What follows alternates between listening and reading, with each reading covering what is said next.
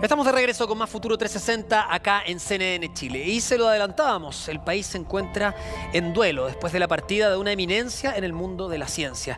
El intelectual y Premio Nacional de Ciencias Humberto Maturana dejó una huella no solo en el mundo académico, sino que también en todos aquellos que lo conocían. Para conversar más sobre él, estamos con Jorge Podosis, que es académico de la Facultad de Ciencias de la Universidad de Chile, colega y amigo también de Maturana. Muchas gracias, Jorge, por aceptar esta conversación con Futuro 360. Y lo primero que te quiero preguntar es ¿cómo era Humberto Maturana? He leído entrevistas tuyas y dices era curioso y siempre estaba abierto a conversar con quien sea que llegara a su lado. Eso es cierto. Eso es así. Notable, pero es cierto. Quien quiera que fuera que llegaba al laboratorio o se acercaba a él, recibía atención. Y Maturana tenía la habilidad de oír y oía muy bien.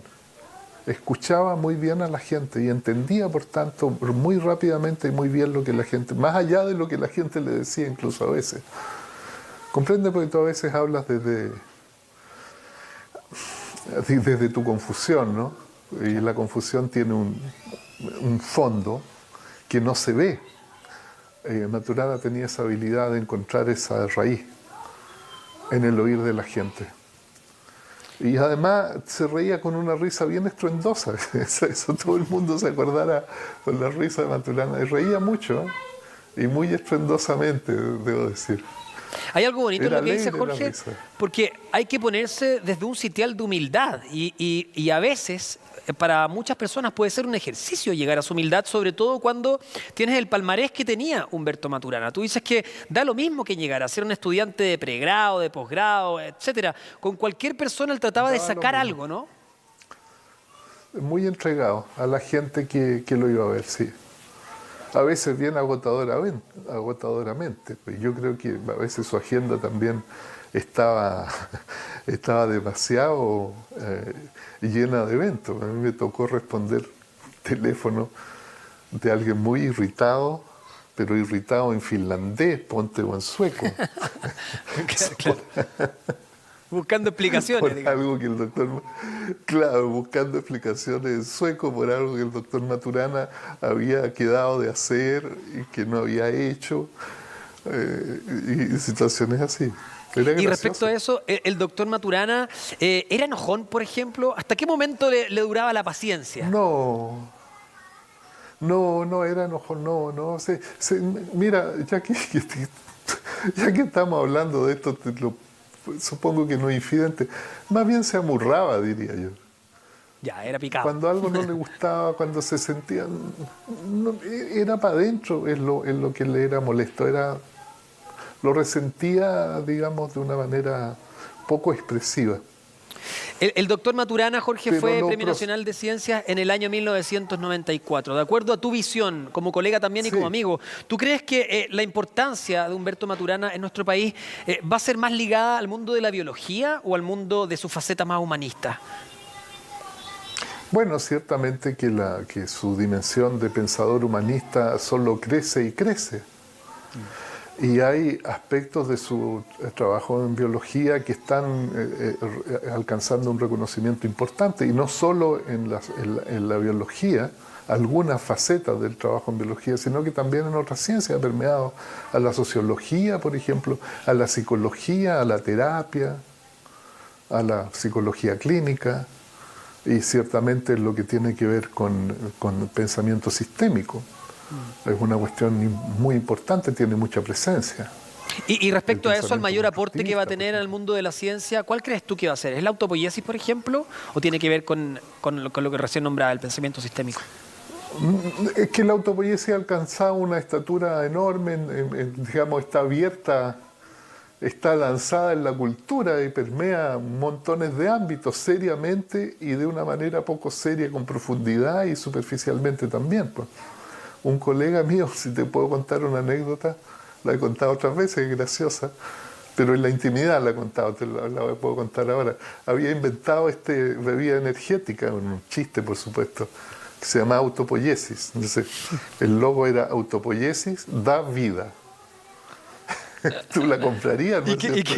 Yo sí la compraría. ¿Y qué decía el doctor Maturana de aquello?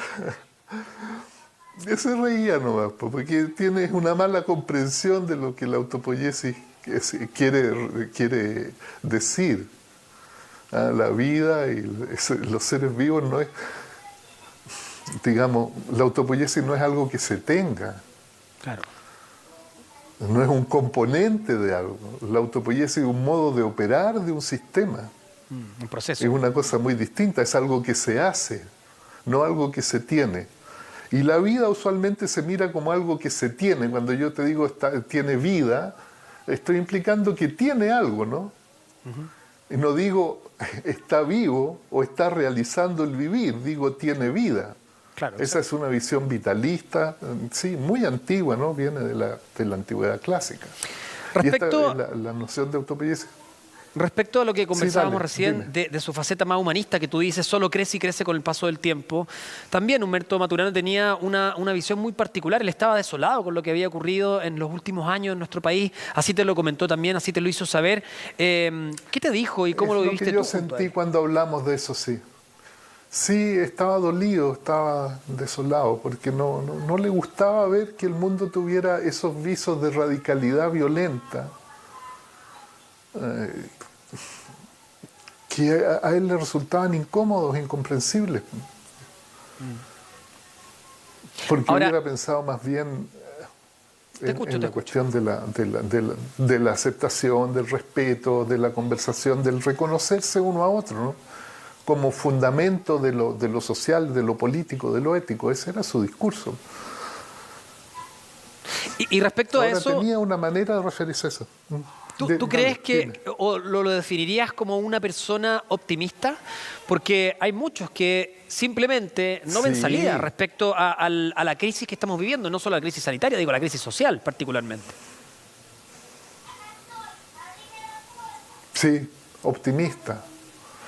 Porque, bueno, yo no sé qué tan fundado es que nos vamos a adentrar en una conversación muy difícil que tiene muchas dimensiones, ¿no es cierto? Pero yo te diría, no sé qué tan fundado respecto de lo práctico puede ser su optimismo, pero desde su pensamiento elaborado indicaba que la reflexión es lo suficientemente poderosa como para deshacer cualquier nudo, sobre todo los nudos que tienen que ver con el no entenderse, claro, y con el refugiarse en la diferencia. Jorge, ¿y cuál tú dirías que era puede llevarte a escuchar y a la aceptación. ¿Cuál tú dirías que era su mayor preocupación? Yo no sé si eso es o práctico, el foco, no. Perdón, sí, en el último tiempo, su mayor preocupación respecto a lo social? Bueno, las veces que yo lo oí hablar en términos políticos era justamente esa. Hasta donde yo entendí lo que él decía, dos de las veces que lo oí último, yo no conversé mucho de esto últimamente con él, pero a él le parecía que este estallido social tenía que ver con que la gente era negada por la institucionalidad y no era oída, ni era responsable, ni estaba responsablemente participando en la esfera de decisiones que afectaban a todos. Era una falta de democracia bien profunda. Había una democracia, yo te lo estoy diciendo en mi entendimiento, ¿yo? Sí, claro. Una democracia formal, pero no efectiva. Entonces la esperanza también es... Escribí un artículo últimamente, yo no alcancé a verlo, un pequeño libro sobre la revolución reflexiva, creo que es el título, ¿sí? Yo no lo he visto. Desde Matrística con Jimena Dávila. Yo supongo que ahí desarrolla un argumento como el que te estoy mencionando yo. Sí, que en la medida en que tú abres el mundo democráticamente. Su último trabajo, que fue editado hace poco. Claro, sí. Sí, yo creo que el argumento tenía que ver con profundizar la democracia en el sentido de hacer partícipe del ámbito de las decisiones comunes a todos los que son afectados por ellas en último término. La revolución reflexiva yo creo que iba en esa dirección. No te lo puedo asegurar porque no he leído pero viendo cómo se orientaba el pensamiento del profesor Maturana me atrevería a aventurar eso. Y lo último, Jorge... Ahora, si eso va a pasar o no... No sabemos.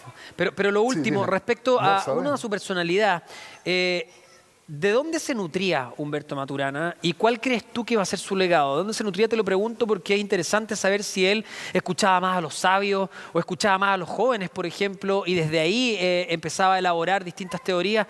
¿Dónde dirías tú que él tomaba, ¿no?, esta fuente también de energía? Y por otra parte, ¿cuál crees tú que va a ser finalmente su legado? Mira, yo creo que para el que tú capaz conozcas esta frase de Borges. Borges dice, para el que nació lector no hay nada como el vicio impune. Sí, en el caso del doctor Maturana es para el que nació entendedor no hay nada como el vicio impune. Entonces, todo era para él motivo de una reflexión profunda. La literatura le interesaba, y la literatura científica y la literatura literaria, le interesaba la filosofía y por supuesto conversar con la gente, y la biología centralmente, claro. Y la conversación con las personas, y como te digo, él oía mucho, oía a todo el mundo. ¿Y su legado, Jorge? Y quería decirle, sí, en la biología, me pregunta, yo creo que estamos por ver todavía lo mejor de esos frutos. Tienen que ver con un cambio paradigmático en la biología conceptual. Sí. Que se va a explayar, se va a explayar. Sí, en el campo humanista no te lo pregunto porque ciencias. tú mismo lo dijiste, eso crece día a día y es lo que estamos experimentando todavía, Sí. ¿no? Es parte de lo que nos dejó el profesor, el doctor Humberto Maturana. Se nos va el tiempo, Jorge, pero te queremos agradecer infinitamente haber estado con nosotros en este capítulo de Futuro 360, recordando un poco y homenajeando el legado del doctor Humberto Maturana. Gracias. No, gracias a ti.